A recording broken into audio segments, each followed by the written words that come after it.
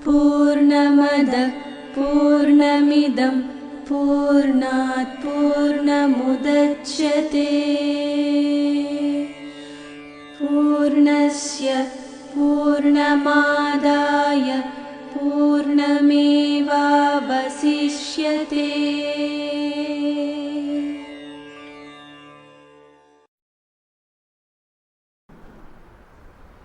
నాలుగవ అధ్యాయం జ్ఞాన కర్మ సన్యాస యోగం.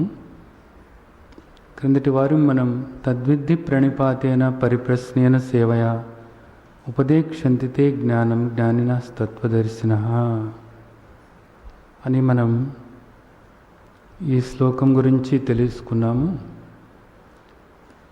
3 విషయాలు మనకు మన తండ్రి తెలియచేశారు: ప్రణిపాతము, పరిప్రశ్న, సేవ. ఈ 3 ఎవరిలో అయితే ఉంటాయో వాళ్ళు సద్గురువుని ఆశ్రయించినప్పుడు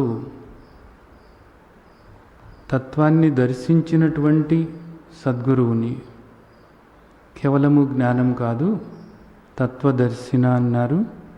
ఆ తత్వాన్ని దర్శించినటువంటి సద్గురువును అంటే నిరంతరము కూడా ఎవరైతే బ్రహ్మనిష్టలో ఉంటున్నారో, అంటే నిరంతరము కూడా ఎవరైతే ఆత్మభావనలో ఉంటున్నారో అలాంటి సద్గురువుని దర్శించినప్పుడు ఉపదేక్షంతితే జ్ఞానం, నీకు శ్రేయోదాయకమైనటువంటి ఆ జ్ఞానాన్ని ఆ మహాత్ముడు అందిస్తారు అనేటటువంటిది మనం క్రిందటి వారంలో తెలుసుకున్నాం. సరే, ఈ వారం సత్సంగాల్లో ఆ జ్ఞానాన్ని అందుకోవటం వల్ల ఏం ఫలాలు కలుగుతాయి, మనకు దానివల్ల ఏం లాభం కలుగుతుంది అని మనకు మన తండ్రి ఇక్కడ తెలియచేస్తున్నారు అన్నమాట. యజ్ఞాత్వా న పునర్మోహం ఏవం యాస్యసి పాండవ ఏన భూతాన్యశేషేణ ద్రక్షస్యాత్మన్యధోమయి. ఏమవుతుందంట? యజ్ఞాత్వ, ఆ సద్గురువు జ్ఞానబోధ చేసిన తర్వాత నువ్వు శ్రద్ధగా శ్రవణం చేస్తే, ఆ శ్రవణం చేసిన తర్వాత నువ్వు మననం చేయాలి. అంటే సద్గురువు చెప్పినటువంటిది ఏదైతే ఉందో దాన్ని నీవు విశ్లేషించుకుంటూ మననం చేసుకుంటూ ఉండాలి. మననం చేస్తున్నప్పుడు నీకు ఏవైనా సందేహాలు కలిగినట్లయితే ప్రశ్నించి ఆ సందేహాలు నివృత్తి చేసుకుని ఆ తరువాత నిధిధ్యాసన, నిరంతరం కూడా ఆ దృష్టితో ఉండాలి. ఆ దృష్టితో ఉన్నట్లయితే, అలా ఉన్నప్పుడు నీవు ఏ ఫలాన్ని పొందుతావో ఇక్కడ ఈ శ్లోకంలో తెలియచేస్తున్నారు. యజ్ఞాత్వా న పునర్మోహం. నీవు ఆ విధంగా ఆ జ్ఞాన దృష్టితో ఉన్నట్లయితే నీకు కలిగేటటువంటి ఫలము ఏమిటి అంటే నా పునర్మోహం, నీవు మళ్ళా మోహంలో పడవు. మోహము అంటే ఏమిటి? అజ్ఞానమే. ఇక్కడ ఏమిటి మోహము అన్నదాన్ని మనం ఎలా తీసుకోవాలి అంటే, ఇప్పుడు వరకు కూడా నీకు అనేక రకాలైనటువంటి సందేహాలు ఉన్నాయి. ఊగిసలాట, చెయ్యాలా వద్దా, అది చేద్దామా ఇది చేద్దామా, అటు వెళదామా ఇటు వెళదామా, ఏది చేద్దాము. బాహ్యమైనటువంటి విషయాల్లోనూ ఇలాగే ఉంటారు కొంతమంది. ఇక్కడ మనకి ఆధ్యాత్మిక విషయాల్లో ఈ సందేహం అన్నది ఇలాగే కాపాడుకుంటూ ఉంటారన్నమాట. ఎప్పుడు కూడా ఆ ఊగిసలాట. ఎవరో ఏదో చెప్పారనుకోండి, ఇదేదో బాగుంది ఇది చేద్దాము అనిపిస్తుంది. ఆ తర్వాత మరి ఇప్పుడు చేసేదేంటి, మరి అది చేస్తే బాగుంటుందా ఇది చేస్తే బాగుంటుందా, ఆ పూజ చేద్దామా ఈ పూజ చేద్దామా, యజ్ఞం చేద్దామా లేదా యోగం ఆచరించుదామా? ధ్యానం చేద్దామా? జపం చేద్దామా? ఏ దేవుడిని ఆశ్రయించుదాము? ఆ గుడికి వెళదామా? ఈ గుడికి వెళదామా? ఇప్పుడు పూజ చేద్దామా? లేకపోతే భగవద్గీత చదువుకుందామా? గురువు దగ్గరికి వెళ్ళి బోధ విందామా? లేకపోతే మన పాటికి మనం చేసేటటువంటిదే చేసుకుంటూ వెళదామా? ఏది మంచిది? తీర్థయాత్రలకు వెళితే మంచిదా? ఇంట్లో ఉంటే మంచిదా? సన్యాసం తీసుకుంటే మంచిదా? లేదా గృహస్థాశ్రమంలో ఉంటే మంచిదా? ఏది మంచిది? ఏది ఆచరించాలి? ధ్యానం చేసుకోవటం మంచిదా? కర్మ చేయటం మంచిదా? లేదా యోగా ఆచరించటం మంచిదా? ఏది మంచిది? మనిషి ఈ విధంగా పరిపరి విధాలుగా ఆలోచిస్తూ ఉంటాడన్నమాట. ఒక కుదురు అంటారు చూడండి, అలాంటిది ఏమి ఉండదు. నిలకడ ఉండదు. నిలకడ ఉండకుండా ఈ విధంగా చేస్తూ ఉంటాడు. ఈ లోపల ఎవరో వచ్చి ఏదో చెప్తారు, ఇది బాగుంది, ఇది చేద్దాం. ఈ లోపల టీవీలో ఏదో మాట్లాడుతూ ఉంటారు, అది చూసి ఇది చేద్దాం, ఖచ్చితంగా ఇది చేద్దాం, ఇది బాగుంది అంటే ఇదే బాగుంది. మళ్ళీ అది మొదలుపెట్టిన తర్వాత ఆ టీవీలో ఇప్పుడు దాకా చెప్పిన ఆయనే మళ్ళీ వారం రోజులు అయిన తర్వాత ఇంకొక దేవుడి గురించి చెప్పి ఇదిగో ఇలా చెయ్యి అని చెప్తే ఇది బాగున్నట్లుందే దానికన్నాను, మళ్ళీ అది చేద్దాం. ఇంతకీ అసలు ఏది చేయాలి? ఏమిటి నీ పరిస్థితి అంటే పూర్తిగా కూడా నువ్వు అజ్ఞానంలో కూరుకుపోయావు. ఏది తెలుసుకోవాలో అది తెలుసుకున్నట్లయితే నీవు ఈ విధమైనటువంటి ఊగిసలాట ఉండనే ఉండదు. ఏది తెలుసుకోవాలో అది తెలుసుకోనప్పుడు ఇక్కడ అనేకం ఉంటాయి.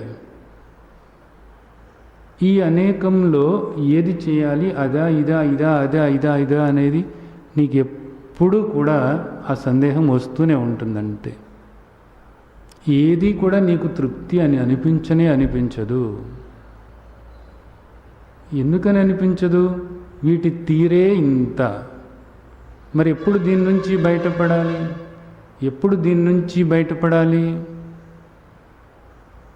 యజ్ఞాత్వా నేహభూయో అన్యత్ జ్ఞాతవ్యం అవశిష్యతే. ఏది తెలుసుకుంటే ఇక తెలుసుకోవాల్సింది లేదు, అలాంటి జ్ఞానం నువ్వు తెలుసుకున్నప్పుడు ఇంకా నువ్వు ఆలోచించాల్సినటువంటి పనేమీ లేదు. నీకప్పుడు ఖచ్చితంగా నువ్వేం చేయాలో నీకు అర్థమవుతుంది. ఏది అది? ఈ జ్ఞానమే. అందుకని ఇక్కడ ఏం చెప్తున్నారంటే యజ్ఞాత్వా న పునర్మోహం ఏవం యశసి పాండవ. ఇంకా నీకప్పుడు ఏ విధంగానూ కూడా నువ్వు ఇక మోహంలో పడవు. దానివల్ల ఏమవుతుంది? ఇంకో పక్కనేమో దేహపరంగా ఆలోచిస్తూ ఉంటావు, ఇవన్నీ కూడా అనవసరం, అసలు దేవుడే లేడు కూడా అనిపిస్తూ ఉంటుంది. దేవుడు ఉంటే కనపడ్డా అనిపిస్తూ ఉంటుంది. కాసేపేమో ఉన్నాడు అనిపిస్తుంది, కాసేపేమో లేడు అనిపిస్తుంది. ఉంటే ఎక్కడున్నాడు అనిపిస్తుంది. ఎందుకు వచ్చిన ఇవన్నీ వదిలేద్దాం, మన బ్రతికేదో మనం హాయిగా బ్రతుకుదాం అనిపిస్తుంది. మళ్ళీ 4 రోజులు అయిన తర్వాత కాదులే, ఏదో ఒక దేవుడు ఉంటే బాగుండు అనిపిస్తూ ఉంటుంది అన్నమాట. ఓ పక్కనేమో ఈ దేహానికి సంబంధమైనటువంటి విషయాలలో ఊగిసలాట, అటు దేవుడి విషయంలో ఊగిసలాట. ఈ రెండిటితో కూడా సతమతమవుతున్నటువంటి మనిషి ఏది తెలుసుకుంటే ఈ సతమతమయ్యేటటువంటి ఈ మోహంలో నుంచి బయటపడతాడో అదే జ్ఞానము అనబడుతుంది. అది కేవలము జ్ఞానం వల్ల మాత్రమే ఒక నిలకడ అన్నటువంటిది కుదురుతుంది. ఆ మోహంలో నుంచి బయటపడటం అనేది కుదురుతుంది. బాగానే ఉంది. తర్వాత ఏన భూతాన్యశేషేణ ద్రక్షస్యాత్మన్యధోమయీ. ఇది చాలా ముఖ్యమైనటువంటి విషయం.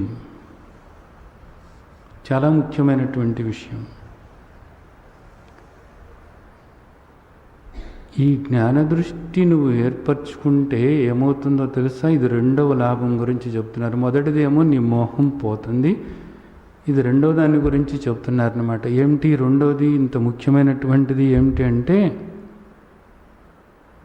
ఏన భూతాన్యశేషేణ ద్రక్షస్యాత్మన్యదోమయీ. ఈ భూతాలను అంటే ఈ చరాచర సృష్టి అంటున్నావు చూడు నువ్వు, ఈ చరాచర సృష్టి అంతా కూడా నీలో ఉందని తెలుసుకుంటావు. ఆపై నాలో ఉందని తెలుసుకుంటావు. ఇది ఇక్కడ కూడా చాలా గమ్మత్తుగా ఉంది. ఇది ఏదో ఒకటి చెప్పటం లేదు, రెండు చెప్తున్నారన్నమాట. ముందేమంటున్నారు? నీవు ఒకసారి ఈ జ్ఞానదృష్టి ఏర్పరచుకున్నట్లయితే ఈ కనిపించేటటువంటిది అంతా కూడా నీలో ఉంది అనేది నువ్వు తెలుసుకుంటావు. ఆ విధంగా నువ్వు చూడగలుగుతావు, ఆ విధంగా నువ్వు చూడగలుగుతావు. ద్రక్షస్ అంటున్నారు. ద్రక్ష నీవంటే ఆ విధంగా దర్శించగలుగుతావు. ఆపై అంతా నాలో ఉందని తెలుసుకుంటావు అనేది చెప్తున్నారు. ఇవన్నీ కూడా నీలో ఉన్నాయి అని నువ్వు చూస్తావు. ఆపై ఇవన్నీ కూడా నాలో ఉన్నాయి అని చూస్తావు. ఎప్పుడు సాధ్యమవుతుంది ఇది? నీలో ఉన్నాయి అనేది నువ్వు ఎప్పుడు చూడగలుగుతావు? నువ్వు దేహం అనుకున్నప్పుడు నువ్వు చూడలేవు. నిన్ను నువ్వు తెలుసుకున్నప్పుడు అదే జ్ఞానము అంటే. నిన్ను నీవు తెలుసుకున్నప్పుడు ఇది సాధ్యమవుతుంది. ఏ విధంగా నిన్ను నీకు తెలియచేస్తున్నారు ఇక్కడ? నీవు దేహం కాదు, నువ్వు ఆత్మస్వరూపానివి అనేటటువంటిది మనకు తెలియచేస్తున్నారు. నీవు ఆత్మస్వరూపానివి మనకి 2వ అధ్యాయం నుంచి చెప్తూనే ఉన్నారు. నీవు నిత్య సర్వగత స్థాణు అచల సనాతన అవ్యక్త అచింత్య అవికార ఆత్మస్వరూపానివి. నీవు కర్తవు కాదు, భోక్తవు కాదు, నిరాకారం. నీవు ఇదిగో ఈ ఖాళీలాగానే ఆకాశంలాగా నీవు నిరాకారము. ఆకాశంలాగా నిరాకారమైనప్పుడు నీవు పరిమితం కాదు. డబ్బాలో ఖాళీ అది పరిమితం కాదు, అపరిమితమైనటువంటి ఖాళీలోకి డబ్బా వచ్చింది. అపరిమితమైనటువంటి ఖాళీలోకి ఈ డబ్బా వచ్చింది. అంతేగాని ఖాళీ పరిమితమైనటువంటిది కాదు. ఆకాశం ఎప్పుడు కూడా అపరిమితంగానే ఉంది. దానిలోకి ఇవి రావటం వల్ల మనం ఏమంటున్నామంటే ఈ గదిలో ఖాళీ అంటున్నాము, అలాగే ఆ బయట వంటగదిలో ఖాళీ అంటున్నాము, వరండాలో ఖాళీ అంటున్నాము, దొడ్లో ఖాళీ అంటున్నాము. ఇన్ని రకాల ఖాళీలు లేవు. ఉన్నది ఒకే ఖాళీ, ఒకే ఆకాశము. ఈ విషయాన్ని మనకి ఇక్కడ చెప్తున్నారన్నమాట. అంటే ఏం చెప్పినట్లు మనకి మన తండ్రి ఇక్కడ ఏం చెప్పినట్లు? నాకు నీకు తేడా ఏం లేదు, నువ్వే నేను, నేనే నీవు. దేహంగా కాదు, ఆత్మగా. దేహంగా చూసుకున్నట్లయితే ఈ మాట మనకు చాలా భయం కలుగుతుంది. అదేమిట్రా బాబు, పరమాత్మతో నేను ఏకమా? నేనే పరమాత్మ, పరమాత్మే నేనా? అది ఎట్లా కుదురుతుంది అనిపిస్తుంది. ఆయన ఏం చెప్తున్నారు నీకు? ఎప్పుడైతే నీవు జ్ఞాన దృష్టి ఏర్పరచుకుని ఉండగలుగుతావో అది ఎలా సాధ్యమవుతుంది? ఎప్పుడైతే నీవు సద్గురువు దగ్గరకు వెళ్ళి ప్రణిపాతము పరిప్రశ్న సేవ చేసి ఆయన్ని ఆశ్రయించి సరైన రీతిలో నీవు జ్ఞానం పొందినట్లయితే, ఆ దృష్టి ఏర్పరచుకుంటూ నిరంతరము కూడా నిధిధ్యాసనతో నువ్వు ఉన్నట్లయితే నీకు తెలుస్తుంది. ఏం తెలుస్తుంది? నీవు అసలు దేహానికి పరిమితమై లేవు అనేది నీకు తెలుస్తుంది.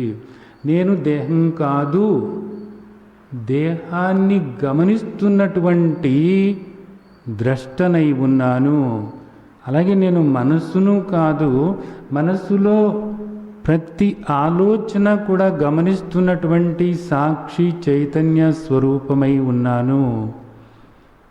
లోపల బయట కూడా ఈ దేహంతో సంబంధం లేకుండా, మనసు దేహము వీటితో సంబంధం లేకుండా నేను కేవలము సాక్షి చైతన్య స్వరూపమై ఉన్నాను, ద్రష్టగా ఉన్నాను, గమనికగా ఉన్నాను. నేను నిరాకారమై ఉన్నాను. ఈ దేహం కాదు, నేను ఈ స్థూల దేహం కాదు, ఈ సూక్ష్మదేహము కాదు, నేను నిరాకారమై ఉన్నాను. కాబట్టి నేను పరిమితమై లేను, నేను అపరిమితమై ఉన్నాను. నేను దేహాన్ని సైతం గమనిస్తూ ఉన్నాను, ఇక్కడ దేహ కదలికలను సైతం గమనిస్తూ ఉన్నాను. నేను ఈ దేహం నాలో ఉంది. ఈ దేహమే కాక ఈ దేహాలన్నీ కూడా నాలోనే ఉన్నాయి. ఈ దేహాలన్నీ కూడా నాలోనే ఉన్నాయి. నేను కేవలము నిరాకారమై ఉన్నాను. ఇది ఆయన చెప్పినటువంటిది అన్నమాట. ఇక్కడ ఆ దృష్టి ఉన్నప్పుడు నువ్వే నేను, నేనే నీవు, ఏ తేడా లేనే లేదు. ఇది అద్వైతము. ఇది ఒక మాత్రమైనటువంటి జ్ఞానఫలం అన్నమాట. ఈ జ్ఞానఫలాన్ని పొందటానికే ఇక్కడ అందరూ కూడా తహతహలాడుతూ ఉంటారు. మోహం అన్నది పోయింది, కానీ ఎప్పుడన్నా మళ్ళీ మోహం కమ్మొచ్చేమో. కానీ ఇదిగో ఈ దృష్టి ఏర్పడ్డప్పుడు ఇంకా అసలు మోహం అన్నది లేనే లేదు. ఉన్నదంతా కూడా నీవే అయి ఉంటావు. ఇంకే దేని పట్ల నీకు మోహం ఉంది? ఏమీ లేదు. అది చేసినా, ఇది చేసినా, ఏది చేసినా అంతా నీలోనే నువ్వే అన్నది నీకు అర్థమవుతుంది. తర్వాత ఏ ఫలం వస్తుందంటున్నారు? అపిచేదపి పాపేభ్యః సర్వేభ్యః పాపకృత్తమః సర్వం జ్ఞానప్లవేనైవ వృజినం సంతర్ష్యసి. ఇది చాలా ముఖ్యమైనటువంటి శ్లోకం. ఇక్కడ మనిషి అనేక రకాలైనటువంటి పాపాలు చేశాను అని అనుకుంటాడు. పాపమే కాదు, పుణ్యం కూడాను. పాపపుణ్యాలు చేస్తూనే ఉంటారన్నమాట. ఎక్కువగా మనిషి పాపం గురించి భయపడుతూ ఉంటాడు. ఆ పాపం నుంచి ఏ విధంగా బయటపడాలి అనేటటువంటిది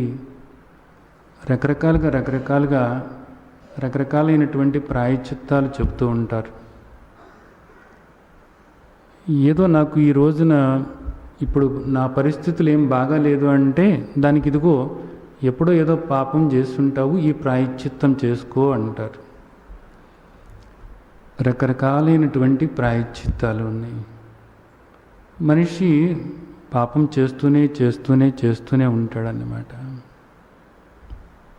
ఈ పాపం నుండి బయటపడాలి అని అన్నప్పుడు మనిషి ఏం చేయాలి? మనిషి ఏం చేయాలి అంటే ఇక్కడ చెప్తున్నారు, అపిచేదపి పాపేభ్యః సర్వేభ్యః పాపకృత్తమః సర్వం జ్ఞానప్లవేనైవ వృజినం సంతర్ష్యసి. పాపేభ్యః సర్వేభ్యః పాపకృత్తమః, పాపులందరికంటే కూడా నువ్వు ఎక్కువ పాపము చేసినటువంటి పాపాత్ముడవే అయినా సరే, అంటే ఇంక నీకన్నా పాపాలు చేసినవాడు మరెవరూ లేరు. అంతటి పాపాలు నువ్వు చేసినా కానీ, అంతటి పాపాత్ముడవే నీవు అయినా కానీ, ఆ పాపమైనటువంటి భూమిలో, ఆ సముద్రంలో చిక్కుబడిపోయి కొట్టుమిట్టాడుతూ ఉన్న నీవు బయటపడాలి అంటే అది కేవలము ఆ పాప సాగరం నుంచి నువ్వు బయటపడటానికి కేవలము నీకు ఉపయోగపడేటటువంటిది ఏది అంటే జ్ఞానం అనేటటువంటి నౌక. కేవలము జ్ఞానం అనేటటువంటి నౌక మాత్రమే నిన్ను ఆ పాపం నుండి బయటపడటానికి ఉపయోగపడుతుంది. ఈ పాపం అనేటటువంటిది నిజానికి 7 జన్మల వరకు కూడా నిన్ను పట్టి పీడిస్తూనే ఉంటుందంటారు పెద్దలు చెబుతూ ఉంటారు.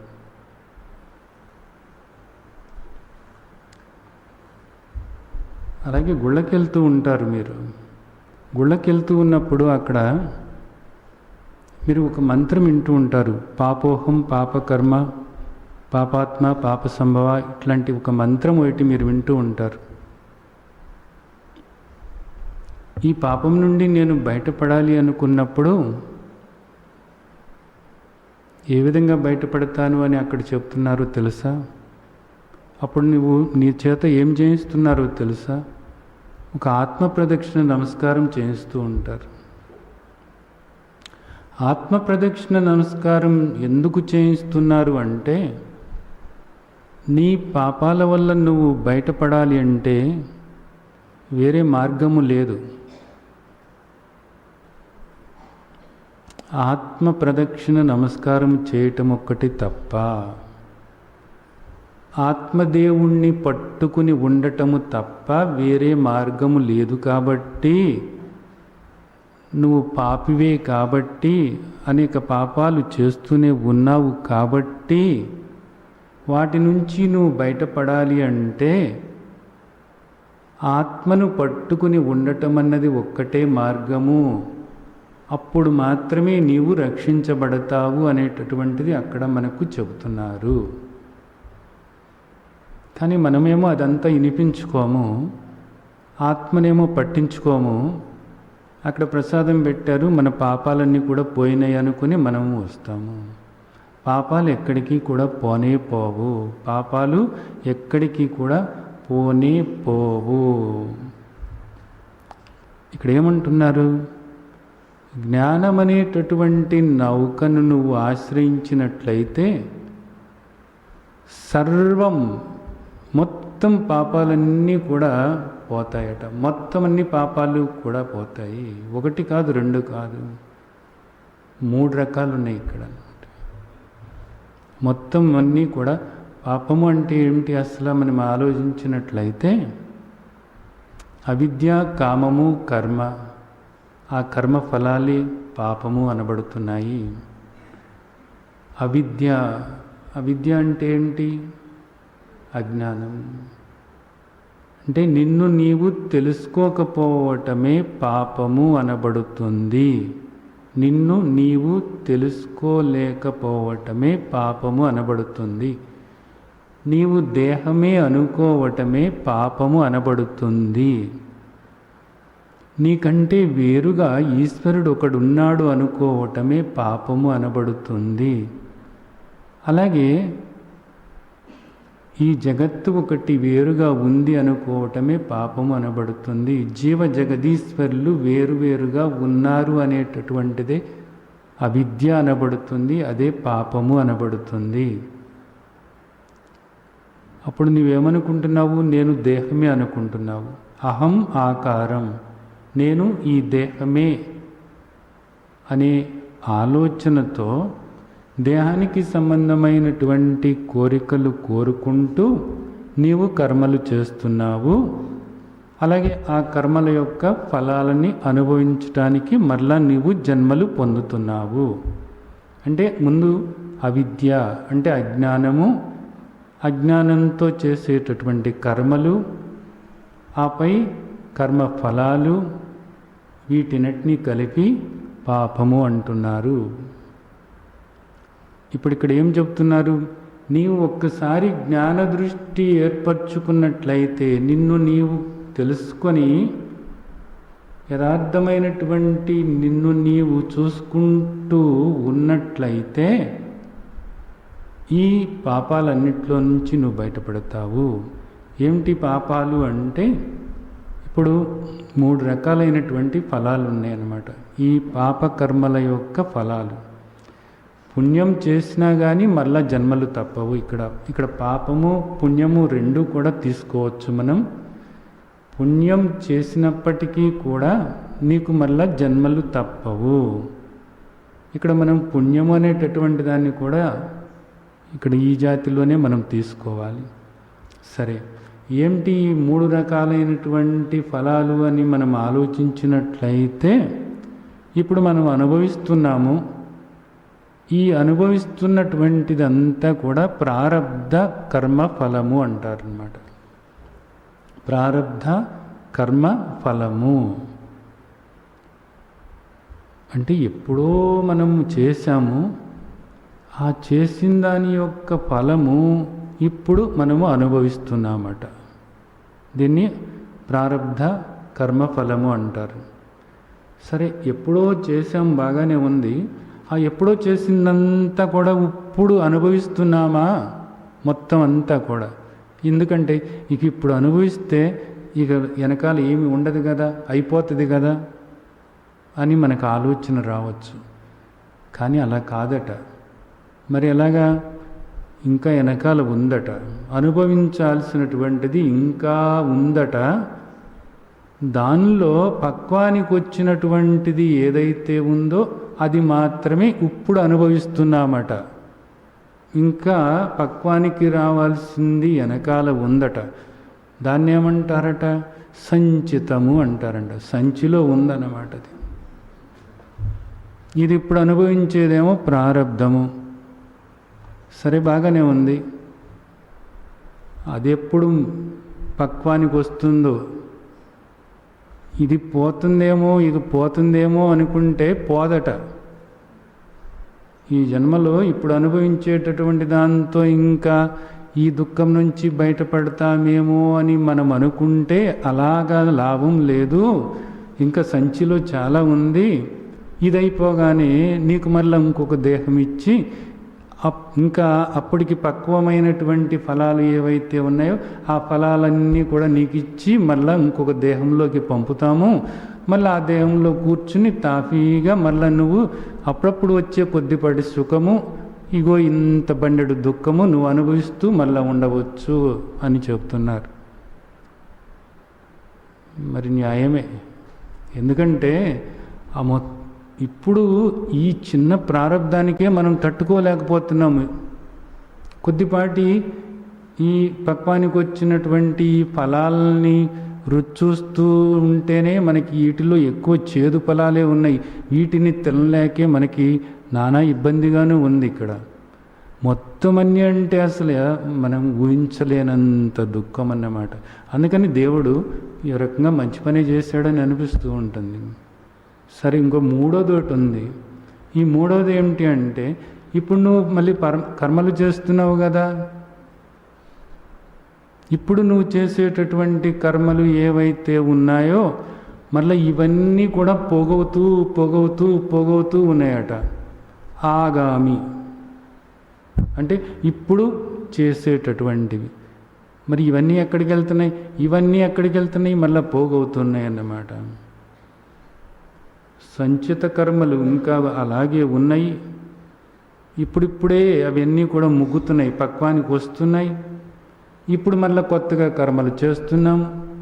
ఈ కొత్తగా కర్మలు చేస్తున్నప్పుడు ఈ కర్మల యొక్క ఫలాలు, ఈ కాయలు ఎప్పుడు ముగ్గుతాయో తెలవదు. ఇవి ముగ్గి ఇవి అనుభవించటానికి మరలా ఎన్ని జన్మలు తీసుకోవాలో తెలవదు. ఇది మన పరిస్థితి ఇక్కడ.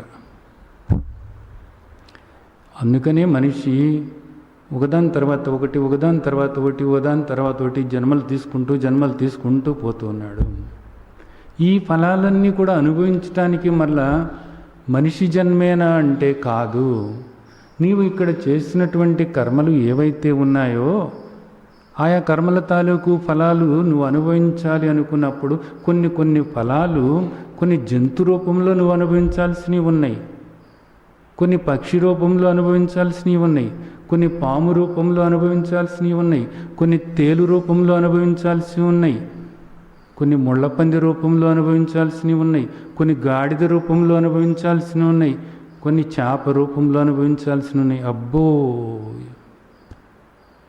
మళ్ళా ఎప్పటికీ మానవ జన్మ?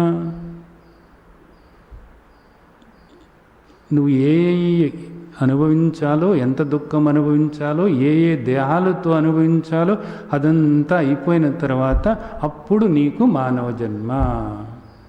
అందుకే చెప్తారు ఏమనంటే దుర్లభమట ఈ మానవ జన్మ రావటం. ఎప్పుడుకో మరి ఎన్ని జన్మలకో ఇది ఒక అదృష్టము. అలాంటి అదృష్టం మనకి పట్టింది ఈ రోజున. ఈ మానవ దేహం మనకు వచ్చింది. అయితే ఇప్పుడు మనకి ఈ 3 ఉన్నాయన్నమాట. సంచిలో ఇంకా ఉన్నాయి, సంచిత కర్మలు ఉన్నాయి, ముగ్గుతూ ఉన్నాయి. ఈ ప్రారంభం తీరిపోద్దులే, 4 రోజుల్లో పోతుందిలే అనుకుంటే వాటి వాసన వస్తుంది, కొద్దిగాను ముగ్గుతున్నాయి కదా. మళ్ళీ దానికి పెంచి ఇక్కడ ఇప్పుడు బోళ్ళని చేసి కూర్చున్నాం అన్నమాట. ఇవేమో ఆగామి కర్మలు అయి కూర్చున్నాయి. ఇంకెప్పటికీ బయటపడాలి. ఏ విధంగా బయటపడాలి? అసలు మార్గం ఏమన్నా ఉందా? ప్రాయశ్చిత్త కర్మలు అంటారు వీళ్ళు. ప్రాయశ్చిత్త కర్మలు అంటే ఎన్నిటికని చేస్తావు నువ్వు ప్రాయశ్చిత్తం? ఎన్ని ఫలాలు ఉన్నాయి? ఆ సంచిలో ఉన్న వాటికి చేస్తావా? ఇప్పుడు ఎన్నో చేస్తున్నాం ఆగామి కర్మలు, వీటికి చేస్తావా? ఇప్పుడు ప్రారంధం అనుభవిస్తున్నావే, ఇది కనపడుతుందని చెప్పేసి ఇదిగో నాకు ఇప్పుడు ఏమి రోజులు బాగాలేదు, ఏది చేసినా కానీ నష్టం వస్తుంది అంటే ఏదో ఆలోచించి ఇదిగో దీనివల్ల నీకు ఇదిగో ఇచ్చింది, ఈ గ్రహాన్ని శాంతిపరచాలి, ఇదిగో ప్రాయశ్చిత్తము అని చెబుతున్నావు. చెప్పేటటువంటిది దేనికి చెబుతున్నావు? ఒక్కదానికి చెబుతున్నావు. ఆ గ్రహాన్ని శాంతింపజేస్తే ఇదిగో ఈ కేవలము ఇప్పుడు నడుస్తున్న ప్రారంధంలో ఈ మార్పు జరగవచ్చు అనేది మీరు చెబుతున్నారు. మరి ప్రారంధ కర్మలు అన్నీ కూడా పోతాయా? పోవు. ఇప్పుడు ఉన్నటువంటి గ్రహస్థితిని బట్టి ఆ గ్రహంలో మార్పు చేసుకుంటే తాత్కాలికంగా ఇది పనికి రావచ్చు. అంతేకాని మళ్ళీ రేపో ఎల్లుండో నీకు మళ్ళీ మామూలుగా ఉండవచ్చు. ఇలాగే ఉంటుంది జీవితం అంతా. మరి కొంతమంది చెప్తారు, నువ్వు పాపాలు చేసినట్టున్నావు, పోయి గంగలో మునుగు, గంగా స్నానం చేసినట్లయితే పాపాలు పోతాయి అంటారు. సరే, పోవచ్చు, మంచిదే. గంగా స్నానం చేసినప్పుడు పోవచ్చు. అలాగే కొన్ని యజ్ఞాలు చేయిస్తారు, అలాగే కొన్ని జపాలు చేయిస్తారు. ఆ జపాలు చేయటం వల్ల కొంతవరకు ప్రాయశ్చిత్తం జరగవచ్చు. ఎందుకంటే అవి కూడా వేదాల్లోనే చెప్పారు కాబట్టి కొంతవరకు ప్రాయశ్చిత్తం జరగవచ్చు. అయితే ఆ ప్రాయశ్చిత్తం అనేటటువంటిది ఎంతవరకు? ఆగామి కర్మలను ఏం చేయలేదు అది, సంచిత కర్మలను ఏం చేయలేదు అది. ప్రారబ్ధ కర్మలు ఏవైతే ఉన్నాయో ఆ ప్రారబ్ధ కర్మలలో కొన్నిటిని అవి కాస్త ఆగేలాగా చేయటానికి వీలవుతుంది, అంతవరకు కుదురుతుంది. దీన్ని బట్టి మనకు ఒకటి ఏమర్థమవుతుంది? మనం ఇక్కడ ఎన్ని తంటాలు పడ్డా, ఏం చేసినా, ఎన్ని ప్రాయశ్చిత్త కర్మలు చేసినా, ఎన్ని నదులలో మునిగినా, ఎన్ని యజ్ఞాలు చేసినా, ఎన్ని పూజలు చేసినా, ఎన్ని నోములు నోసినా, ఎన్ని చేసినప్పటికీ కూడా నీకు ఈ పాపం నుంచి నువ్వు బయటపడలేవు. ఈ పాపాల నుంచి నువ్వు బయటపడలేవు, అంతే. మరి ఎట్లా? భయపడొద్దు. పాపాలలోకెల్లా పాపం చేసినటువంటి మహాపాపాత్ముడివే అయినా సరే నీవు జ్ఞానం అనేటటువంటి నౌకను గనుక పట్టుకున్నట్లయితే ఈ పాపకోపం అనేటటువంటి సముద్రం నుంచి తేలిగ్గా నీవు బయటపడగలుగుతావు. ఇది మనకు అద్భుతమైనటువంటి ఒక విషయం అన్నమాట. బాగా కళ్ళు తెరిచి అర్థం చేసుకోవాల్సినటువంటి విషయం ఇది. ప్రతి వాళ్ళు కూడా ఏదో తాత్కాలికంగా ఉపశమనం పొందటానికి ప్రయత్నిస్తున్నారు, దానివల్ల ఏ ఉపయోగము లేదు. ఒకసారి నువ్వు ఈ జ్ఞాన నౌకను ఆశ్రయించినట్లయితే అది ఎలాంటి సముద్రమైనా సరే అవ్వలీలగా నీకు ఏ నొప్పి లేదు, ఏ బాధ లేదు. హాయిగా నీవు ఆ జ్ఞానం అనేటటువంటి నౌకలో హాయిగా విశ్రమించితే చాలు, నిన్ను అవతలికి చేర్చేస్తుంది.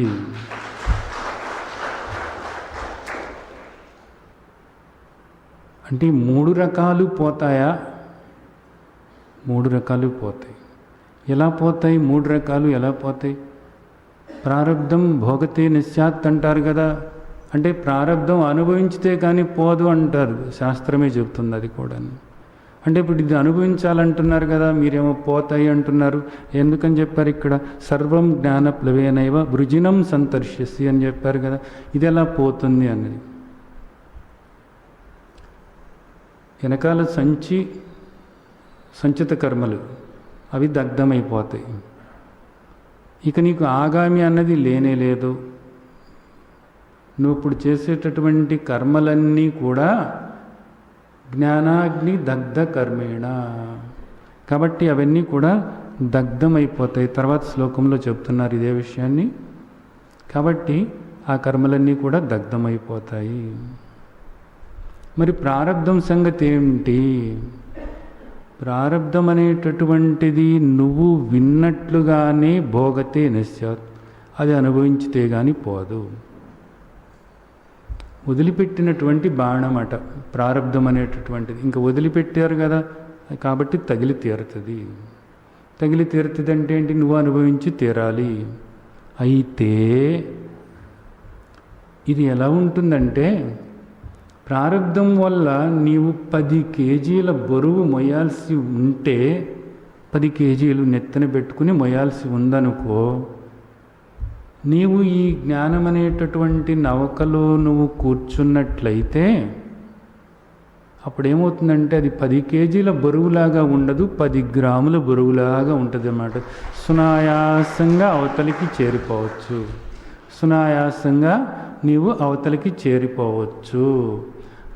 అలా కాకుండా నీవు ఈ జ్ఞానం అనేటటువంటి నౌకను నువ్వు ఆశ్రయించకపోతే ఈ 10 కేజీల బరువు ఉంది చూసావు, అది ఎలా ఉంటుందంటే, అబ్బో ఈ బరువు నేనే మోస్తున్నాను, నాకు ఈ బరువు మోయాల్సినటువంటి కర్మ పట్టింది అని నువ్వు అనుకుంటూ ఉంటే అప్పుడు అది 10 కేజీల బరువు ఎలా ఉంటుందంటే 100 కేజీల బరువులాగా ఉంటుంది.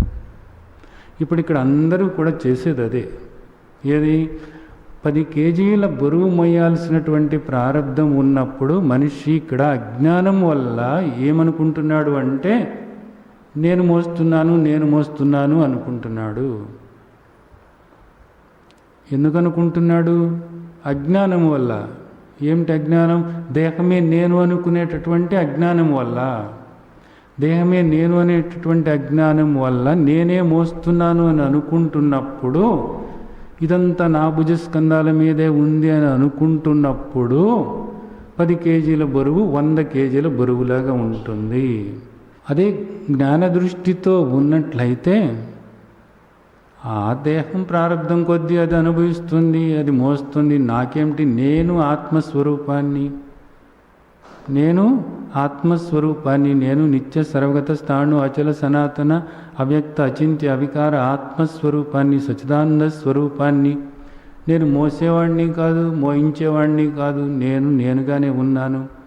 ఆ దేహం ఏదో ప్రారబ్ధం కోసం అది అనుభవిస్తుంది అనుకున్నప్పుడు ఈ బరువు నీకంత ఉండదు.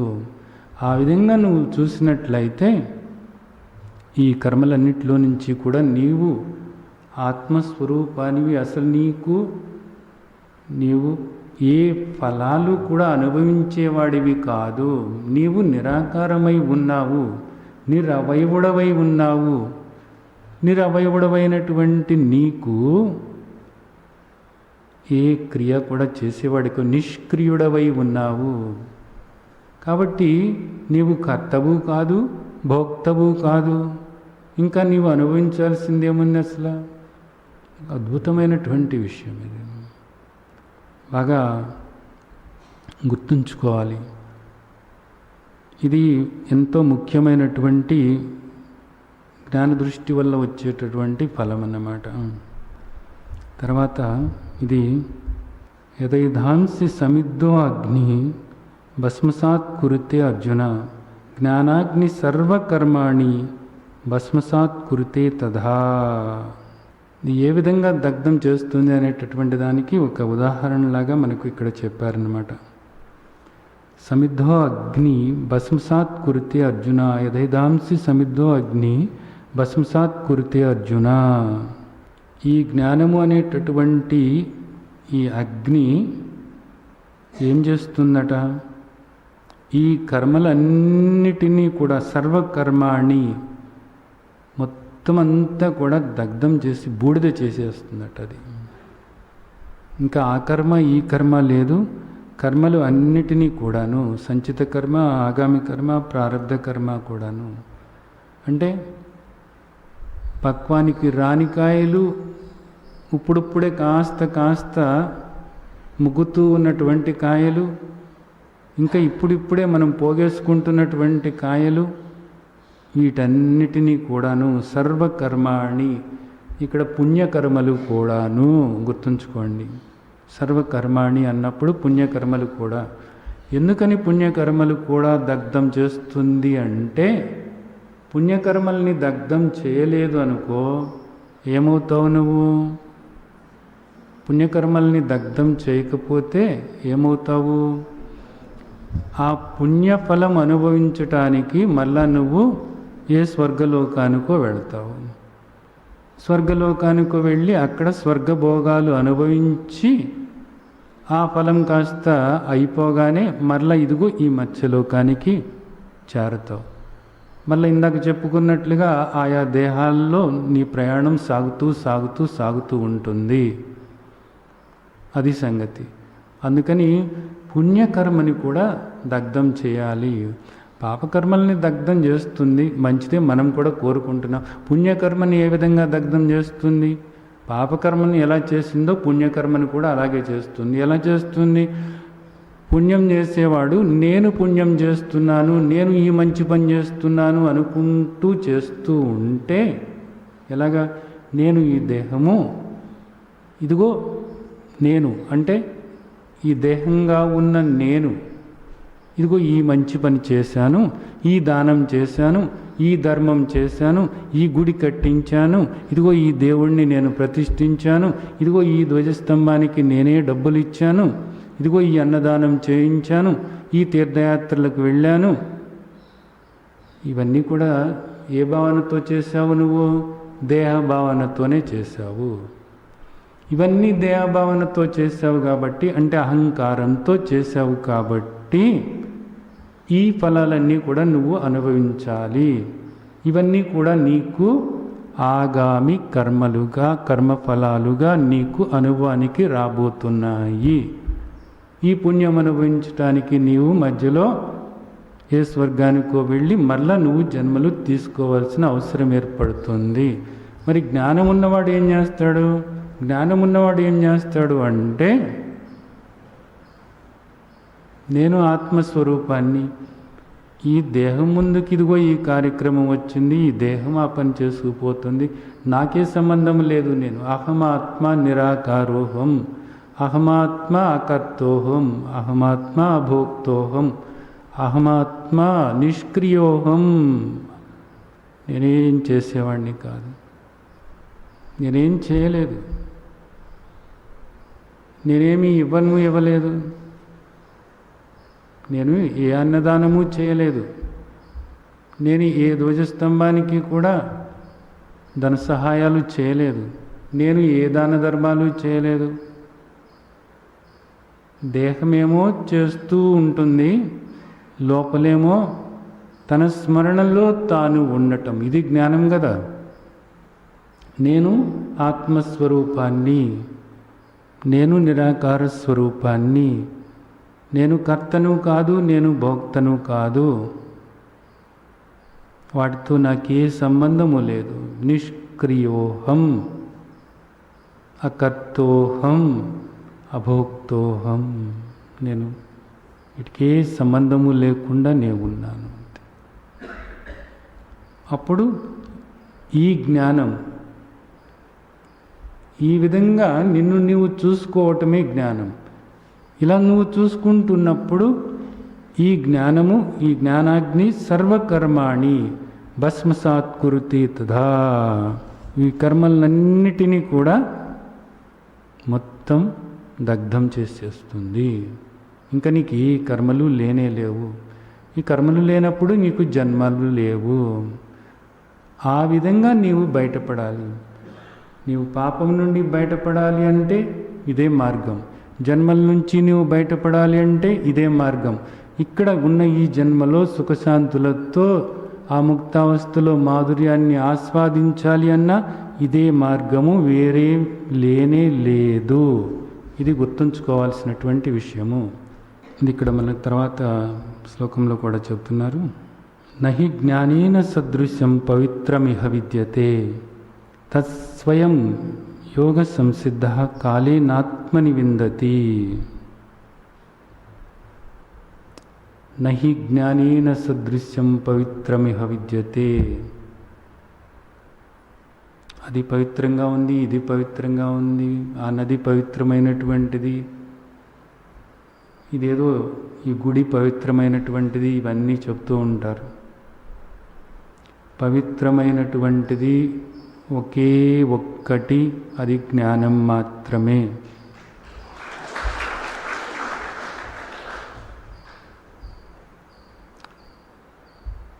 పవిత్రమైనటువంటిది ఒకే ఒక్కటి, జ్ఞానం మాత్రమే. మరి ఇప్పుడు గంగా స్నానం చేయమంటారు, నామజపం చేయమంటారు, అలాగే రకరకాలైనటువంటి జపాలు యాగాలు చెప్తూ ఉంటారు. ఇవన్నీ చేయటం వల్ల మరి నువ్వు పవిత్రుడు అవుతావు అంటారు కదా. మనోమాలిన్యం అనేటటువంటిది తగ్గుతుంది కానీ జ్ఞాన దృష్టి ఏర్పడదు. ఇది అర్థం చేసుకోవాల్సినటువంటి విషయం. మనోమాలిన్యం అనేటటువంటిది నీవు పోగొట్టుకోవటానికి వీలవుతుంది. ఆ కర్మలన్నీ చేయటం వల్ల, దాన్నే మత జీవితము అన్నారు. అలాంటి కర్మలన్నీ కూడా చేయటం వల్ల ఏమవుతావంటే మనోమాలిన్యం అన్నది తగ్గుతుంది. ఈర్ష్య, అసూయ, ద్వేషము, కోపము, కపటము, శత్రుత్వము, చెడు చూడటము, చెడుగా ఆలోచించటము, ఇతరులని విమర్శించటము, ఇవన్నీ తగ్గొచ్చు. ఎప్పుడు తగ్గొచ్చు? నువ్వు ప్రయత్నం చేస్తే తగ్గుతాయి. లేకపోతే నీకు అహంకారం పెరిగి నేను గంగా స్నానం చేశాను, నా అంతటి వాడు గొప్పవాడు లేడని నువ్వు ఇంకా అహంకారాన్ని పెంచుకుంటే ఏ గంగమ్మ తల్లి కూడా నిన్ను ఏమీ చేయలేదు. ఏ నామజపము కూడా నీకు ఏ విధంగానూ కూడా సహాయం చేయలేదు. నేను జపం చేస్తున్నాను, నా అంతటి గొప్పవాడు లేడు, నేను చాలా శక్తివంతుడిని నువ్వు అనుకుంటే ఏ జపము ఏం చేయలేదు. నువ్వు ఎన్ని యజ్ఞాలు చేసినప్పటికీ కూడా ఆ యజ్ఞం అనేటటువంటిది నిన్ను ఏ విధంగానూ కూడా రక్షించలేదు. ఇవన్నీ కూడా ఎందుకు చేయటం అంటే నాలో ఉన్నటువంటి అహంకారాన్ని పోగొట్టుకోవటం కోసం, నా మనోమాలిన్యాన్ని పోగొట్టుకోవటం కోసమని నీవు నీ మనోమాలిన్యం అన్నది ఏముంటో అసలు ముందు తెలుసుకొని ఈ ఈర్ష్య, అసూయ, ద్వేషము, కోపము, కపటము, శత్రుత్వము, ఇతరులు చెడు చూడటము, ఇతరులను అసహించుకోవటము, ఇవన్నీ కూడా ఈ మద మాత్సర్యాలన్నీ కూడా మాలిన్యమే, నాకు పట్టినటువంటి మురికి అని నీవు అర్థం చేసుకుని వాటిని పోగొట్టుకోవాలి అనేటటువంటి ఒక తపనతో నీవు ఇవన్నీ కూడా చేసుకుంటూ ఉన్నట్లయితే అప్పుడు నీ ఆరాధన నీకు ఫలితాన్ని ఇస్తుంది. నీవు చేసే జపం నీకు ఫలితాన్ని ఇస్తుంది. నీవు చేసేటటువంటి యజ్ఞదాన తపో కర్మలు నీకు ఫలితాన్ని ఇస్తాయి. ఇవన్నీ కూడా ఏం చేస్తాయి? మనోమాలిన్యాన్ని పోగొడతాయి. మనోమాలిన్యాన్ని పోగొట్టుకుంటే ఏమవుతుంది? నీవు కాస్త శాంతిగా ఉంటావు. ఇక్కడ అంతకన్నా గొప్ప ఉపయోగం ఏమిటి అంటే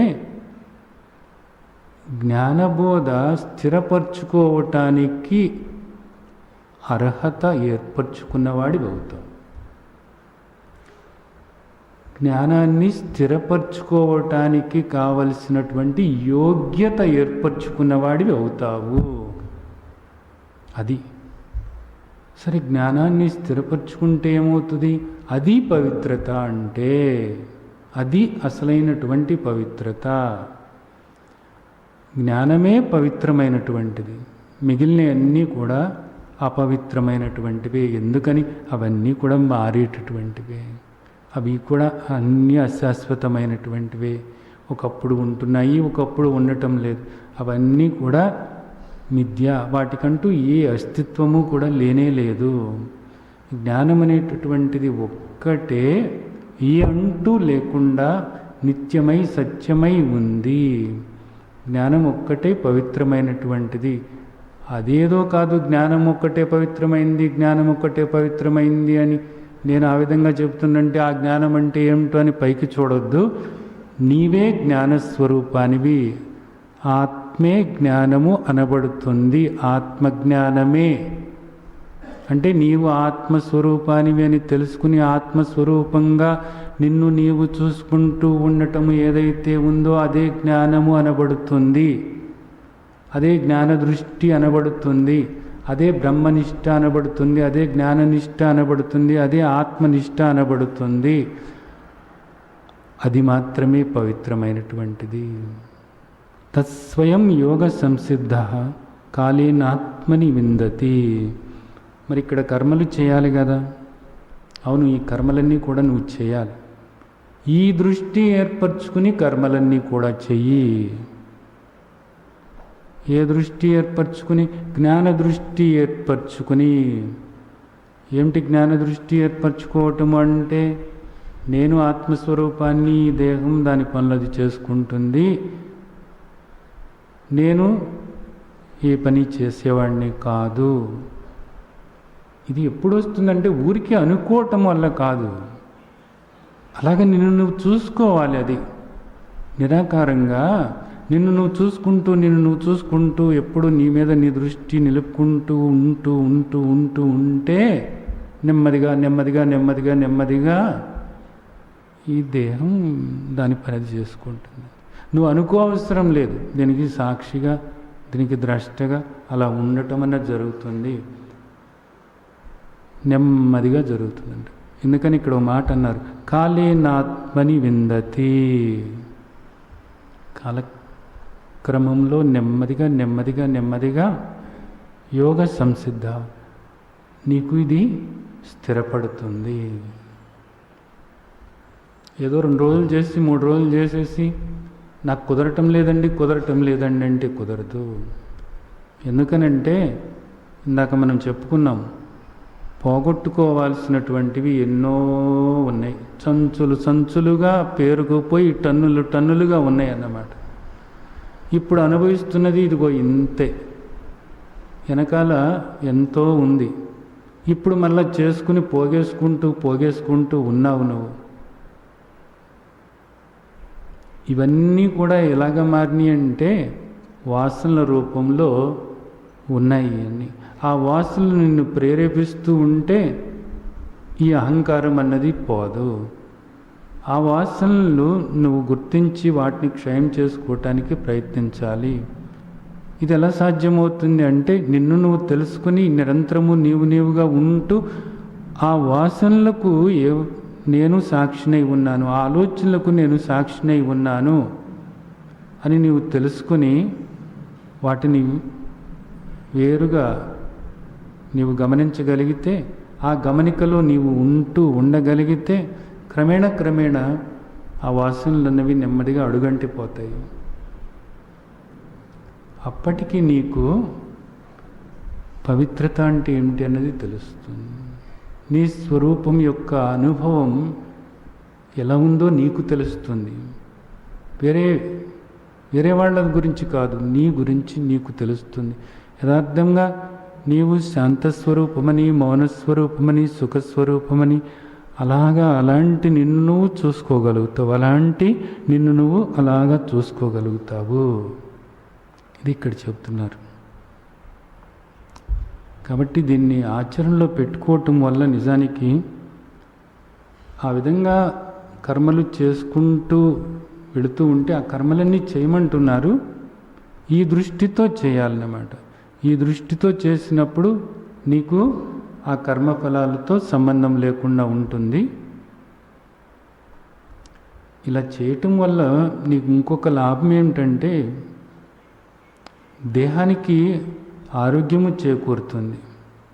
ఈ కర్మలన్నీ కూడా ఎలా చేయాలో, ఏ దృష్టితో చేయాలో అలాగా నువ్వు చేస్తూ ఉంటే శాస్త్రం చెప్పినట్లుగా, నీ ఇష్టం వచ్చినట్లు కాదు. తస్మాత్ శాస్త్రం ప్రమాణంతే కార్య వ్యవస్థితో.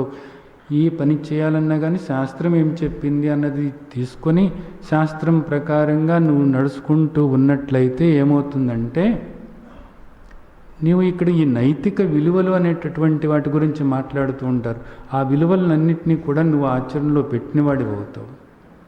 నీకు దేహపరంగా ఆరోగ్యంగా కూడా ఎంతో మెరుగుగా నువ్వు ఉండటానికి వీలవుతుంది. ఇక్కడ నీ యొక్క సంబంధ బాంధవ్యాలు అన్నీ కూడా మెరుగవుతాయి. ఎంతో ప్రేమపూరితంగా నువ్వు ఉండటానికి వీలవుతుంది. ఎప్పుడు కూడా ఒక వివేకంతో నువ్వు ప్రవర్తించడానికి వీలవుతుంది. ఇక్కడ చేసే ప్రతి పనిలోనూ కూడా ఒక వివేకంతో నువ్వు ప్రవర్తించడానికి వీలవుతుంది. ఇదివరకట్లాగా భావోద్వేగాలు అనేటటువంటివి నిన్నెప్పుడు కూడా బాధకు గురి చేయకుండా ఉంటాయి. ఆ భావోద్వేగాల నుంచి నువ్వు బయటపడటానికి వీలవుతుంది. అలాగే ఇదివరకట్లాగా నీవు వాసనల ప్రకారంగా ప్రవర్తించటం కాక ఒక వివేకంతో కూడి నువ్వు ప్రవర్తిస్తున్నప్పుడు నీ జీవితం ఎప్పుడూ కూడా శాంతియుతంగా ఉండటానికి వీలవుతుంది. వీటన్నిటినీ మించినటువంటిది నిన్ను నువ్వు చూసుకుంటూ ముక్తావస్థలో ఉన్నటువంటి మాధుర్యాన్ని ఆస్వాదించటానికి వీలవుతుంది. అదే మోక్షము. ఇవన్నీ కూడా నీవు పొందాలి అని అనుకున్నప్పుడు దానికి ఒక్కటే మార్గం, జ్ఞానం మాత్రమే. పాపాలన్నీ పోగొట్టుకోవచ్చు, శాంతిగా ఉండవచ్చు, భావోద్వేగాల నుంచి బయటపడవచ్చు, మన చుట్టూతో ఉన్నటువంటి అందరితోనూ కూడా మన సంబంధ బాంధవ్యాలు మెరుగుపరుచుకొని అందరితో ప్రేమతో మెలుగుతూ ఉండవచ్చు, దేహానికి సరైనటువంటి ఆరోగ్యాన్ని చేకూర్చుకోవచ్చు, ఎప్పుడు ఒక విచక్షణ జ్ఞానంతో ప్రవర్తిస్తూ ఉండవచ్చు. అందరూ కూడా నిజానికి ఆ విధంగా ఉన్నటువంటి వాళ్ళని చూసి వాళ్ళు ఆనందం పొందుతారు, వాళ్ళు శాంతి పొందుతారు, అలాంటి వాళ్ళంటే ఇష్టపడతారు కూడా. అలాగే ఆ నైతిక విలువలు ధర్మాలు ఏవైతే ఉన్నాయో అవన్నీ కూడా వాటంతట అవి ఆచరణలోకి వస్తూ ఉంటాయి. ఇన్ని రకాలైనటువంటి లాభాలు ఉన్నాయి సరైనటువంటి మత జీవితంలో. ఆ మత జీవితాన్ని అలాగ ఆచరించాలి. ఏ దృష్టితో? జ్ఞాన దృష్టితో ఆచరించాలి. ఇప్పుడు ఇక్కడ జ్ఞాన దృష్టితో అవన్నీ కూడా ఆచరణలో పెట్టుకుంటూ వెళితే నీవు ఆ పరమశాంతిని పొందగలవు అనేటటువంటిది మనకు భగవద్గీత చెప్తుంది. ఆ పరమశాంతిని నీవు పొందగలవు అన్నది భగవద్గీత చెప్తుంది. అయితే ఆ పరమశాంతి నీవు పొందాలి అనుకున్నప్పుడు నీకు ఇప్పుడు ఇంకొక 3 కావాలి. ముందు ఒక 3 చెప్పారన్నమాట. ఏ 3 చెప్పారు మనకు? తద్విద్ధి ప్రణిపాతేన పరిప్రశ్నేన సేవయ ఉపదేక్షంతితే జ్ఞానం జ్ఞానిన తత్వదర్శన. ప్రణిపాతము, పరిప్రశ్న, సేవ, ఈ 3 చెప్పారు. ఈ 3 కూడా బాహ్యమైనటువంటివి. ఇప్పుడు ఇక్కడ ఆ పరమశాంతి నువ్వు పొందాలి అంటే ఇప్పుడు చెప్పుకున్నటువంటి ఫలితాలు ఏవైతే ఉన్నాయో ఈ ఫలితాలన్నీ కూడా జ్ఞానం వల్ల నీకు కలిగేటటువంటి ఫలితాలన్నీ కూడా నీవు పొందాలి అంటే నీవు ఇప్పుడు ఏ విధంగా ఉండాలో ఈ శ్లోకంలో మనకు చెప్తున్నారు. శ్రద్ధావాన్ లభతే జ్ఞానం తత్పర సంయతేంద్రియ జ్ఞానం లబ్ధ్వా పరాం శాంతిం అచిరేణాధిగచ్చతి. ఇక్కడ మళ్ళీ ఇంకో 3 గురించి చెప్పారు. వీటి గురించి మనం వచ్చే శనివారం నాడు మనం మాట్లాడుకుందాం. ఆ 3 ఈ 3 కూడా ఆచరణలోకి తీసుకున్నట్లయితే ఆ పరాం శాంతి, ఆ పరమశాంతిని నువ్వు పొందుతావు. అంటే నీవుగా ఉంటావు అనేది మనకు భగవద్గీత చెప్తుంది. మీరందరూ కూడా అలాంటి పరమశాంతిని పొందాలని, అదే మీ స్వరూపమని తెలుసుకుని నిరంతరము కూడా స్వరూప సుఖంతో మీరు ఉండాలని ఆశిస్తూ ఆ విధంగా ఆశీర్వదిస్తున్నాను. జై సచ్చిదానంద్.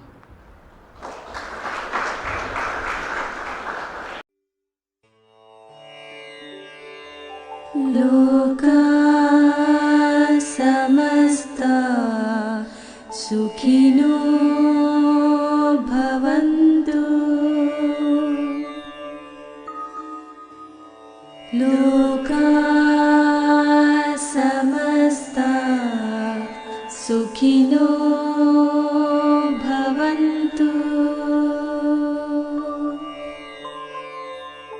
లోకా సమస్తా సుఖినో